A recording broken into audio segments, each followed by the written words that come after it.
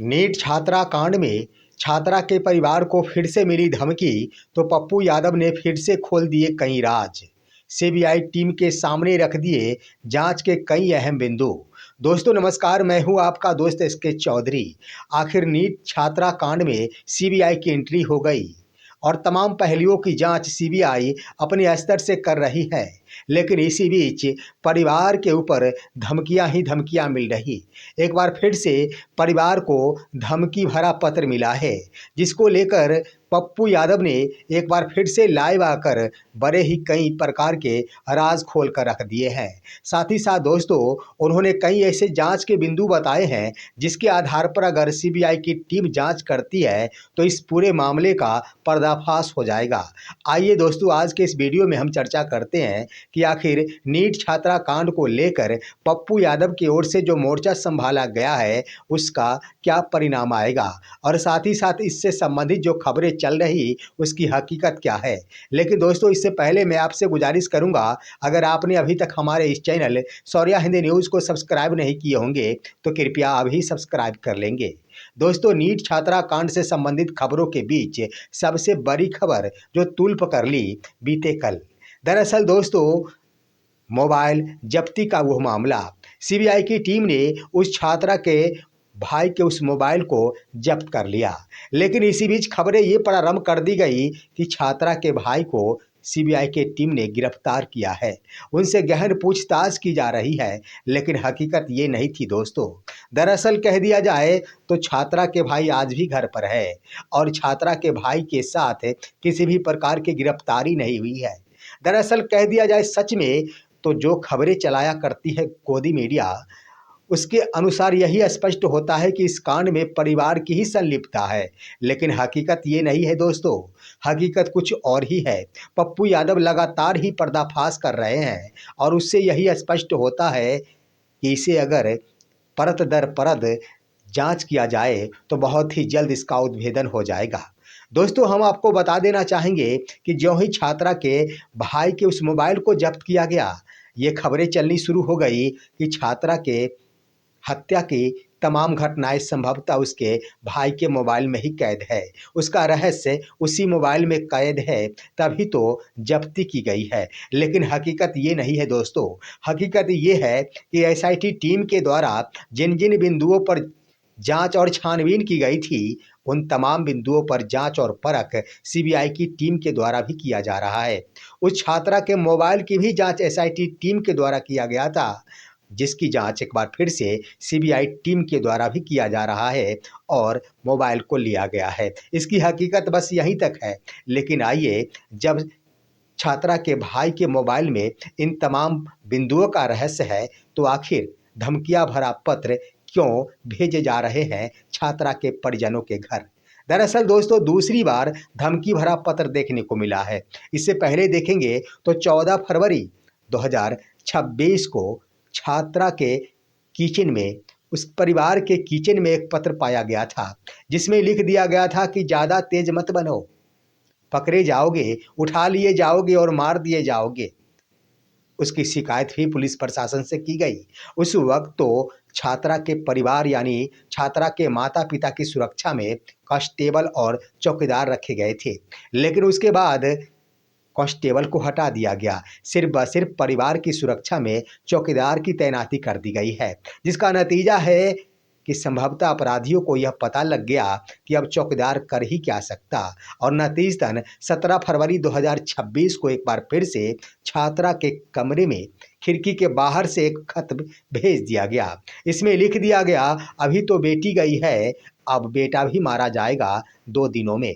आखिर यह धमकी कौन भेज रहा, जिसको लेकर अंदेशा सताया जाना शुरू हो गया परिवार के माता पिता के ऊपर।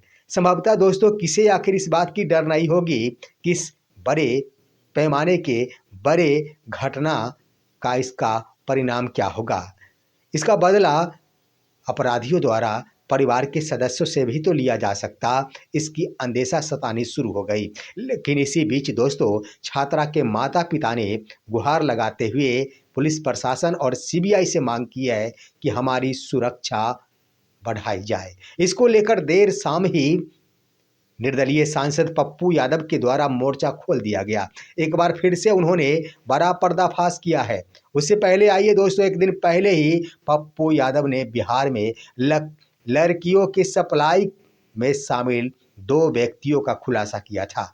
हालांकि उन्होंने पूरा नाम नहीं लिया था, लेकिन 2 व्यक्तियों के बारे में खुले मंच से उन्होंने कहा था कि आखिर वो संजय कौन है। सिर्फ संजय उन्होंने कहा था, टाइटल उन्होंने छोड़ दिया।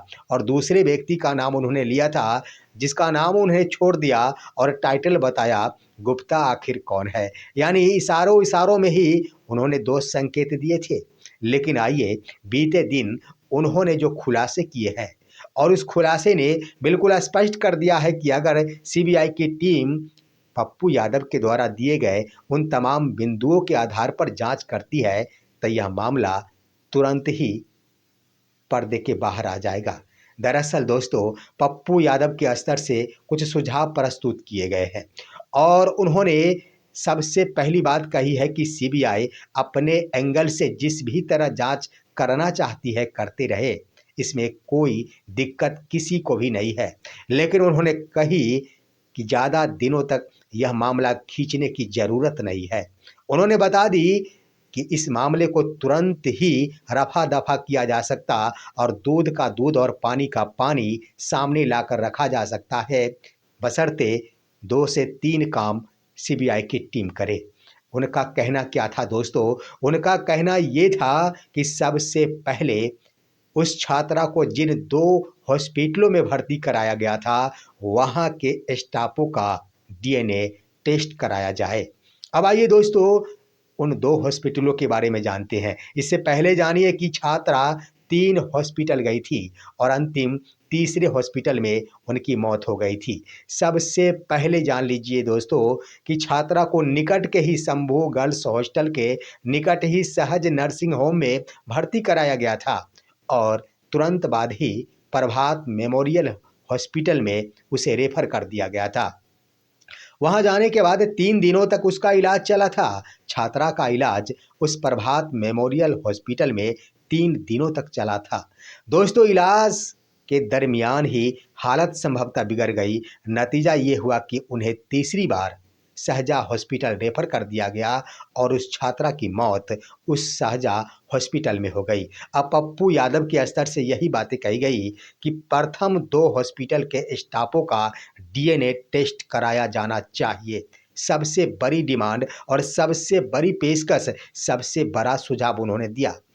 दूसरी बात उन्होंने कह डाली है कि वो नीलू नीलू मैडम की बातें, जो शंभू गर्ल्स हॉस्टल के दूसरे ब्रांच की एक स्टाफ है, देख रेख के लिए महिला रूपी कर्मी के रूप में रहती है, उस नीलू को बुलाकर पूछताछ करने की बातें कही है। उन्होंने कह दिया है कि आखिर उन्हें क्यों नहीं बुलाया जाता। नीलू मैडम की गिरफ्तारी कर नीलू मैडम को गिरफ्तार कर पूछताछ क्यों नहीं की जाती। उन्होंने कह दी, ऐसा इसलिए मैं कह रहा हूं कि 5 जनवरी 2026 तिथि को वो छात्रा लौटी थी शंभू गर्ल्स हॉस्टल, यानी अपने घर से लौटी थी दोस्तों 5 जनवरी 2026 को हॉस्टल के लिए, और उसी तिथि को नीलू मैडम रात्रि 10:30 बजे से लेकर 3 बजे सुबह तक उस हॉस्टल में रही थी। इसी बात को लेकर पप्पू यादव का कहना है कि उस नीलू मैडम को बुलाकर पूछताछ की जानी चाहिए, उन्हें गिरफ्त में लेनी चाहिए। तीसरी बात ये पप्पू यादव के स्तर से कह दी गई है कि सबसे बड़ी बात यह है कि उस छात्रा की मौत कहीं और नहीं, उस छात्रा की मौत हुई है प्रभात मेमोरियल हॉस्पिटल के आईसीयू में। उनका कहना ये है दोस्तों कि प्रभात मेमोरियल हॉस्पिटल के जो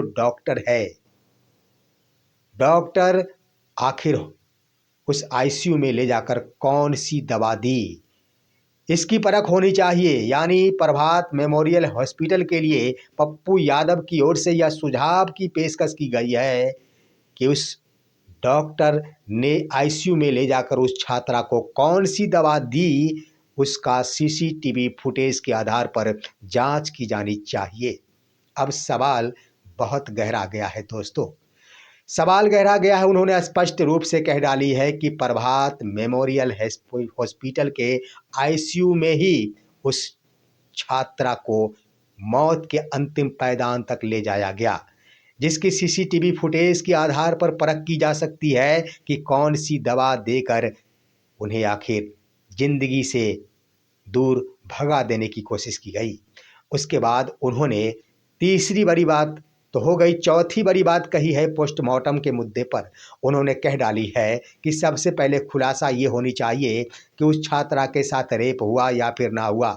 छात्रा के साथ रेप हुआ या फिर ना हुआ, इसका खुलासा होनी चाहिए। और इसके लिए उन्होंने कह डाली है कि पीएमसीएच के वो तीनों डॉक्टर जिन्होंने पोस्टमार्टम रिपोर्ट दिया था, उसके बाद उन्होंने कह डाली है कि प्रभात मेमोरियल हॉस्पिटल के उस डॉक्टर को भी बुलाया जाए। और इस तरह से कह दिया गया है कि इन तमाम डॉक्टरों को बुलाकर आमने सामने बातचीत कराया जाए सीबीआई के द्वारा। इससे दूध का दूध और पानी का पानी होगा कि छात्रा के साथ रेप हुआ या फिर ना हुआ। इसी से स्पष्ट हो सकेगा कि आखिर दोषी कौन है। तो ये तमाम 4 बिंदु ने बिल्कुल स्पष्ट कर दिया है कि इस बिंदु पर अगर सीबीआई की टीम जांच प्रारंभ करती है तो यह मामला ज़्यादा दिनों तक खींचा नहीं जाएगा, तुरंत ही इस मामले के अंत तक पहुंचा जा सकता है। दोस्तों, ये है आज की खबर। आप सभी हमारे इस वीडियो को लाइक कीजिए, अन्य दोस्तों के पास शेयर कीजिए और अब दीजिए अपने दोस्त को इजाज़त। हम फिर मिलेंगे आपसे अगले वीडियो में, तब तक के लिए नमस्कार।